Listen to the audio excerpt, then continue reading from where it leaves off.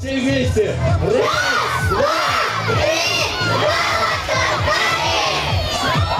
Главная елка Чечни зажгла свои огни. В этом году она как никогда красивая. Увидеть новогоднюю красавицу в праздничном убранстве собралось около 200 горожан и гостей столицы. Я желаю всем, чтобы уходящий год унес все самое плохое, что накопилось. Все самое плохое, от чего мы хотели бы избавиться. И чтобы Новый год с самого первого дня принес нам больше радости, больше побед и больше достижений. Уверен, что в ближайшие годы у нас есть к чему стремиться. Подписан указ о праздновании 200-летия нашей столицы. И в 2018 году наш Грозный станет еще лучше, еще краше. И мы покажем всему миру, что Грозный является олицетворением мира, добра, процветания. Поздравляю вас с наступающим Новым годом.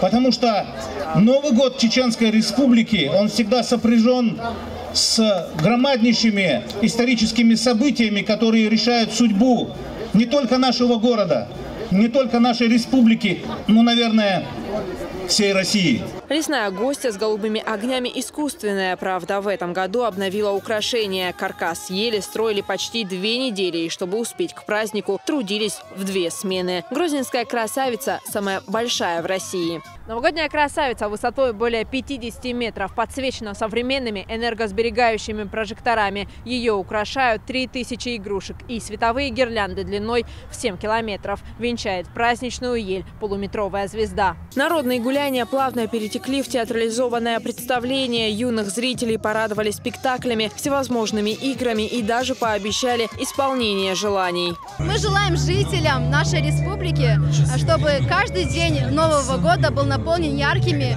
красочными событиями. Скоро Дед Мороз придет, нам подарки принесет.